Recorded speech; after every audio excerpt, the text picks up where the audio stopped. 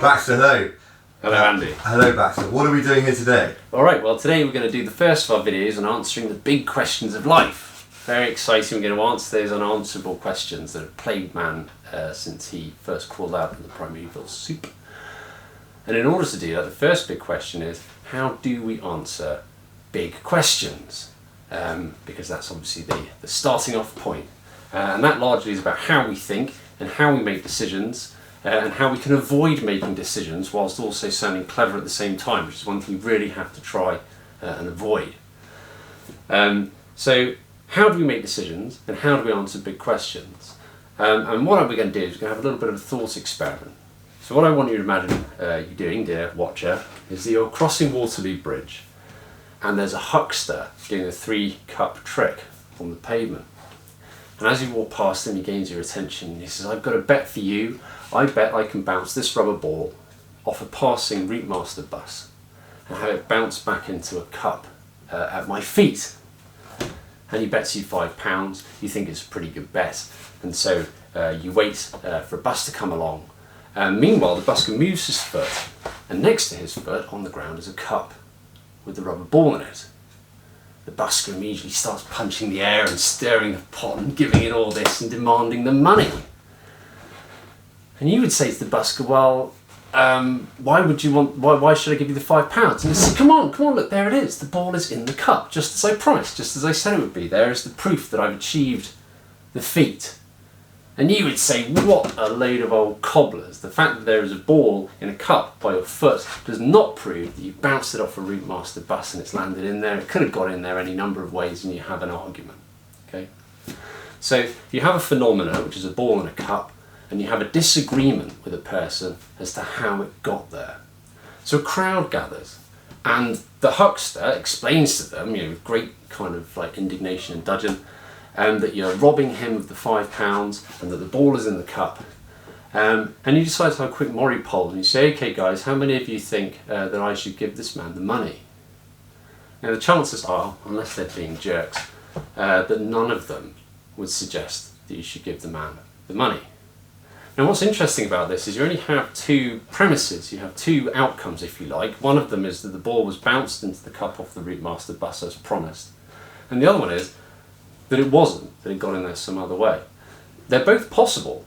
They're both equally possible insofar as they are or are not. And yet everyone agrees with you. The reason for this is that the two things being possible isn't actually enough for the thing to be evenly balanced. There's a likelihood. One of them is very unlikely. It's a hard thing to do, a difficult thing to do. And the other one, so let's just say you just put it in there, is nice and easy. And so what you'll find is that you and the entire crowd are making a decision on something they have no idea about really. They don't know, but they're making a decision based purely on a balance of probabilities. If you were to ask the crowd, how sure are you that this man is lying? They'd be like, 99%, 95%, and all this kind of stuff. And eventually the huckster, under the pressure of their disapproving glances, cracks and admits that he is pulling a scam, that he simply put the ball in the cup. At this point, if you ask the crowd, now, be honest, can you now be certain that the huckster put the ball in the cup? They'd probably take a slight intake of breath and go, "Well, no, you can't be certain that he could be lying, but you can be more certain. There is less doubt." The hucksters have proved that he's turned over a new leaf, takes a lie detector test, and the lie detector test says that he is indeed lying and that he put the ball in the cup. And you say, "Can you now be certain?" But of course you still can't be certain because the lie detector tests aren't 100% sure. But having said that, you're certain enough to carry on with the rest of your life, sure in the knowledge, or as sure as you can be, that the ball was placed in the cup rather than bounced off the bus. So this is a really interesting question because there's no evidence, there's no proof, if you like, either way. There's simply the chances, as you perceive them, of one thing being true versus another. And the truth of the matter is that all decisions are made this way. There is no certainty in life. And whatever you're discussing, no matter how obvious it may seem, there's always a remaining doubt.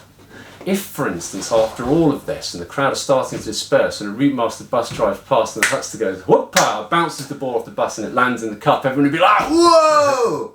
and you'd immediately go back from thinking he's talking nonsense to going, what a legend, he did it, give the man the £5. And so you can never be sure. So decision making, all decisions, including decisions on big questions such as, is there a God, and what's the future of human evolution, where are we from, what's the meaning of life, none of these things are ever actually settled. They're only ever more or less likely depending on the information that we have available at any given time. So, since I'm a tradesman, I've got some carefully constructed props here. So if you can imagine that this is the decision-making process inside of your mind, you have it balancing over a fulcrum, and we're going to call the fulcrum, the middle point is I don't know. This is the point we have no information on the subject whatsoever. A person asks you for your opinion, and you just honestly say, I have no idea. I don't know anything about the subject, and I'm not even going to hazard a guess. And as we get proof of one thing or another thing, whether a premise is true or false, what happens is we start to move out, or our minds start to move out figuratively along this balancing beam. And we decide we're going to make a decision. So let's say it's the chicken and the egg, and this is that the egg certainly came first, and it's the chicken certainly came first, and we start to do some investigation, and we start to err on the side of the chicken, or we err on the side of the egg.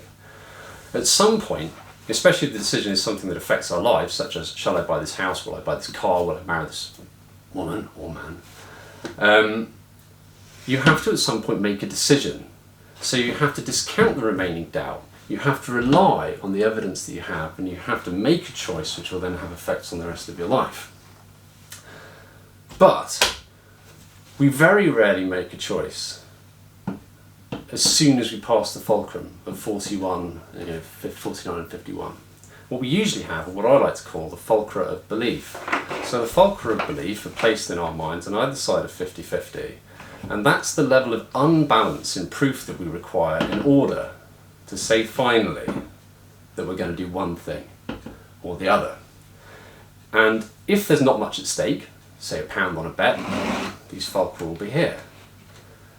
If it's the same bet, but you're betting your house, fulcra move out to here. So you need more and more proof depending on how much you have at stake in order to actually say, I'm going to decide that this is my viewpoint on that subject. And often what we do is rather unfair, which is that we have a preferred outcome.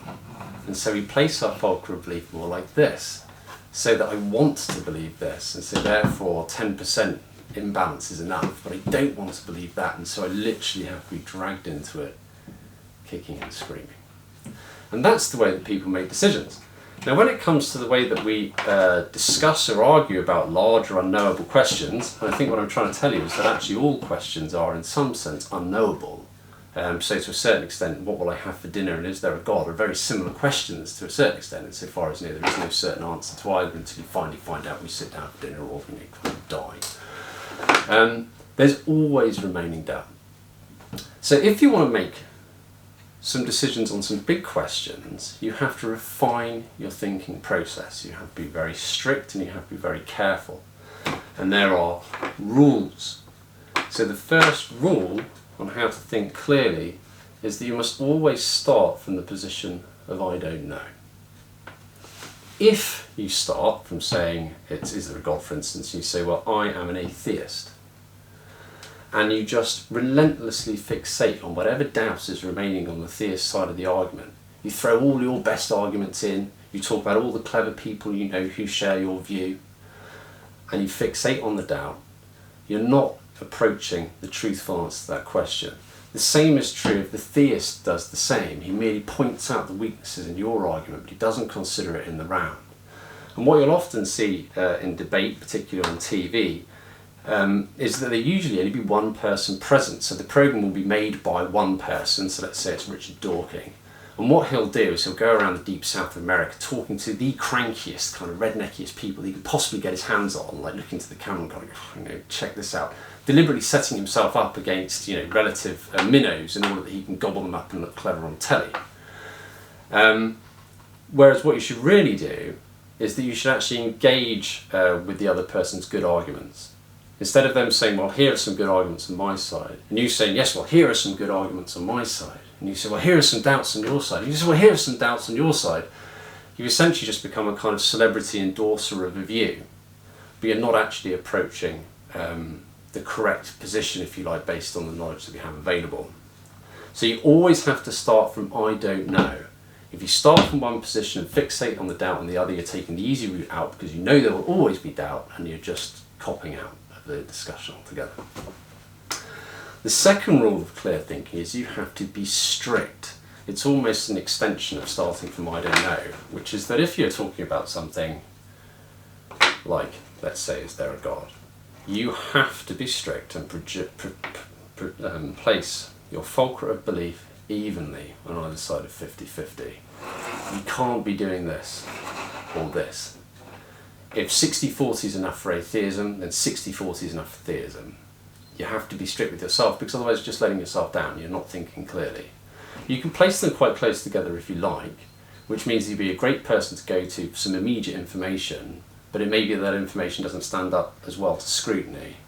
If you place them very, very far apart, whatever decisions you come to will be good, solid decisions. But having said that, the chances are you may not come to any, and you can go through your entire life without ever really coming to a position on some of these big questions. But whichever position you choose, you can either choose to be careful or you can choose to be bold, but you have to choose to be bold or careful evenly on both sides of your discussion. The third rule for clear thinking is one of the most important rules because it's one of the ones that people fall foul of all the time, which is that your phenomena, the thing that you're trying to explain, the question you're trying to answer, is not proof of your premise, of your theory. So the ball is in the cup. How did it get there? One of the people says, well, it's clearly been thrown in from the International Space Station. The other debater, goes, okay, fine, so what makes you think this? And you say, well, the ball's in the cup, man, for God's sake, what more proof do you need? I mean, that's obviously absurd. But it does happen, and it happens a lot in supposedly intelligent conversation. So let's say there's a theist and an atheist speaking, and the atheist says, well, we know from experience that conscious life comes into being by chance, and the theist says, well, what makes you think that? And the atheist says, well, we're here. We are the proof. The fact that we exist shows that life does begin on barren planets from nothing, and then it does evolve into conscious creatures, because we, as the ball in the cup, are the proof of my theory as to how the ball got into the cup. And it is amazing when you dig down through a lot of generally accepted arguments that at the bottom of that argument, the foundation stone is merely that the phenomena exists and the phenomena proves whatever theory I've come up with which has led to its existence. That does not work and it doesn't wash. There are lots of ways the ball could have been bounced in off the bus, it could have been placed in, the huckster could have arrived in the morning and it was already there. The fact that there is a ball in a cup tells us nothing about how it got there, and you must never use that as proof of your theory.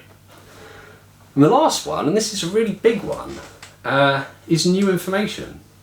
Any decision that we make on a big question is only as good as the information that we have available. That may be the information that mankind has available if you're very well read and kind of like very full of yourself, or it may just be the information that you have available, which may well be incomplete.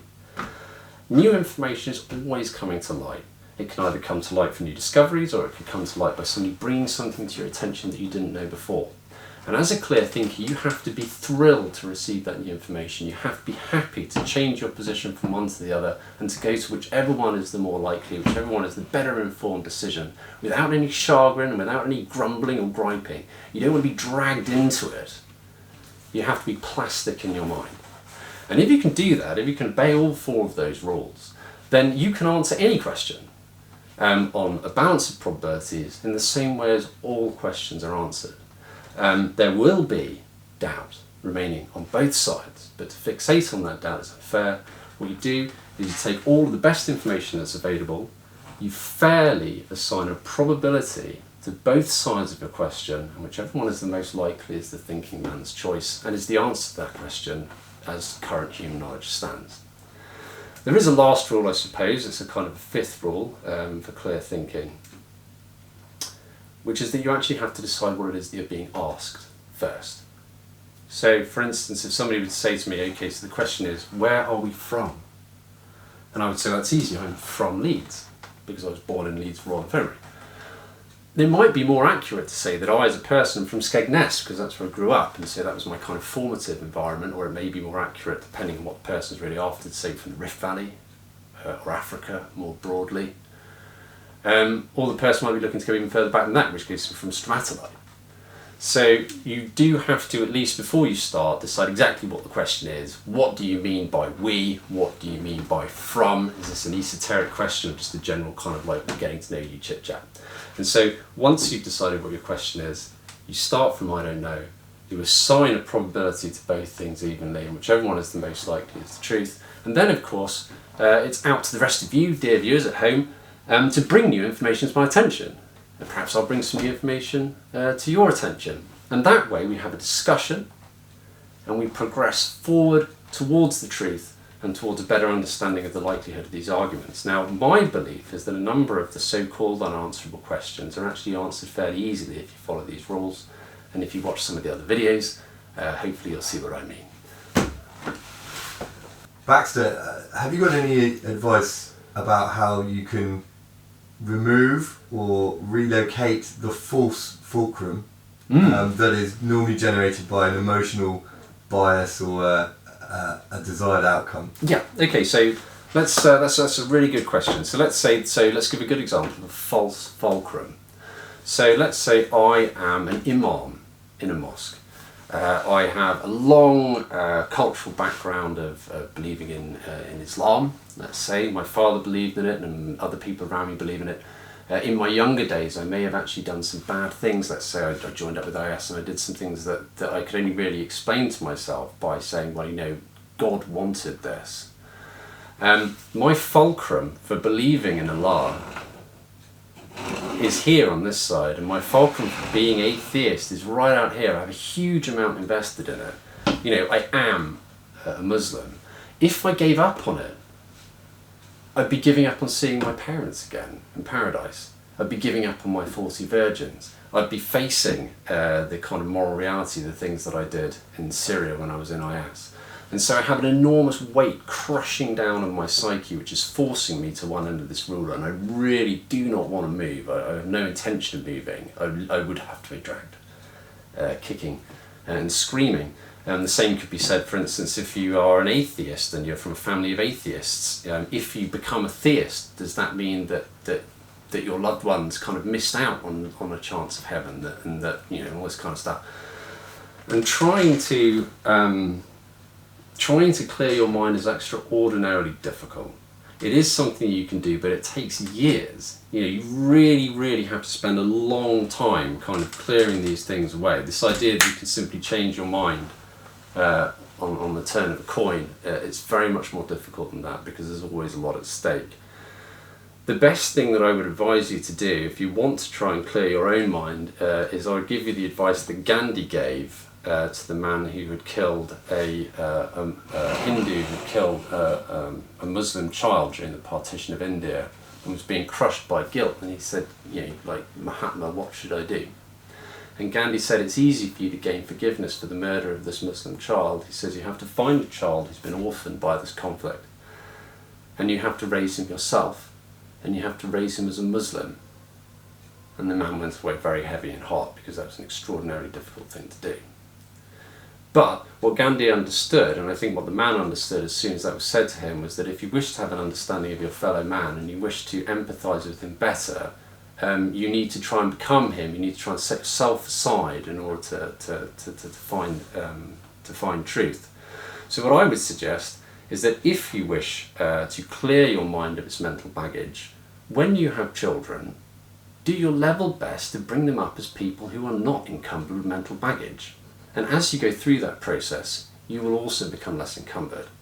Because it's true to say that they become your primary loved one as you go through life. And actually, your desire to share their fate will slowly come to dominate your desire to share the fate of your ancestors. And by doing that, you'll clear your own head, as well as giving them a better start than you had in clear thinking.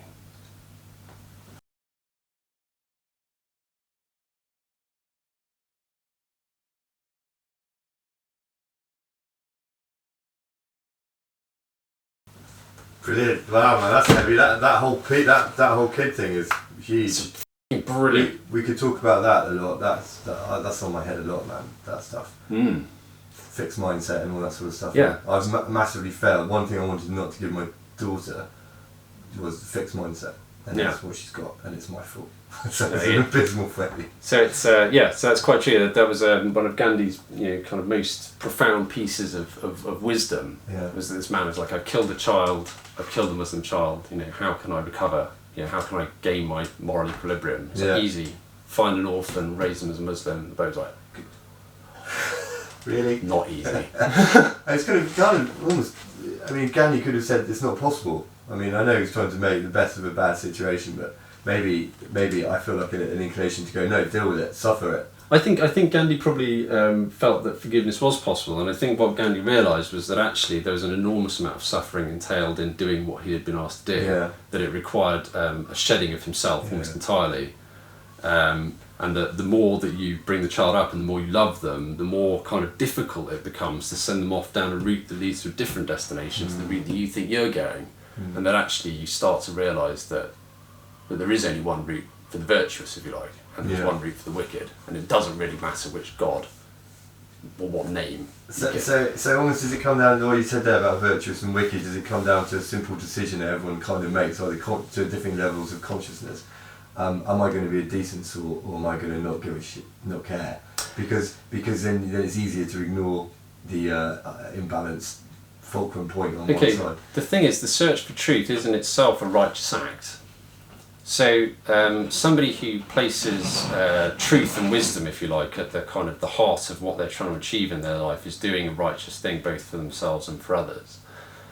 Somebody who sees the truth as a kind of like a something which you can either utilise or not utilise in order to achieve another end is essentially going down a route that kind of leads towards mankind progressing.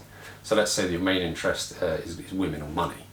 And so you think, okay, well, I can get this woman if I tell that lie, I can get this money if I tell this truth, if I can surround myself with people who share my vices, then we can all lie together and we can get to money. But of course, in the end, you can't take the money with you. Money's kind of fairly pointless, doesn't necessarily make you happy.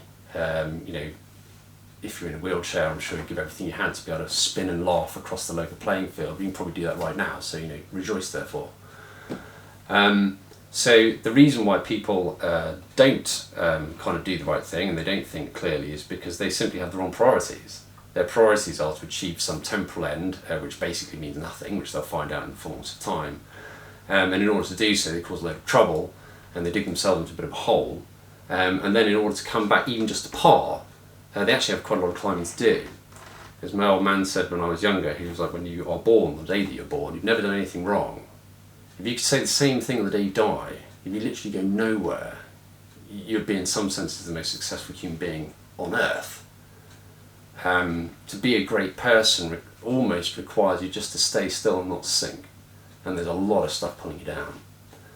The search for truth is a good thing, inherently a good thing. And anybody who tells you, oh yes, well, we need to tell this lie in order to achieve this end, it's just like, that end is almost certainly not worth achieving.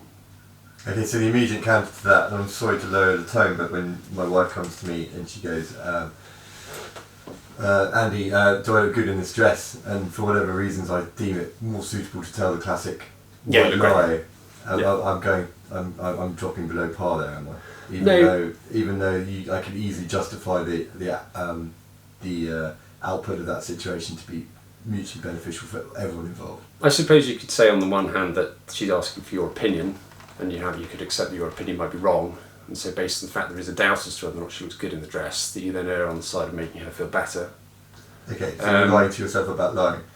Well, it's not lying to yourself about lying, it's just that you can take two sides to it. So you can say, well, I personally don't like that dress, but let's say it's in fashion or whatever, and other people will like it, and it's like, who am I to judge? It's great, because I don't know. Or you could say, I prefer a different dress and kind of take the chances that, you'll be in the doghouse. Or you could say, if you don't like the dress, you could just say, I do like it, but I think that would be going too far. My personal opinion is that you should say it's not really my thing. They are asking for a view. And what you'll find is the more that you express your view and the more that it becomes clear that you're a person you can go to for an opinion, they'll take your opinion merely as one of the many kind of like influences governing their decision, and they'll be without chagrin. But they'll also come to your opinions more often because they can be sure that you will actually tell them what you think. Very good point. I've got to the point where my wife asks my opinion, and then she knows that if I say it's A, that's good, because she actually wants it to be B, and I'm 100% wrong, 180 degrees off of it. So I'm almost like a sort of reinforcement there. Well, look, if you are just a mirror for what you believe the person's desires to be, they'll soon stop asking. Yeah. Okay, fascinating.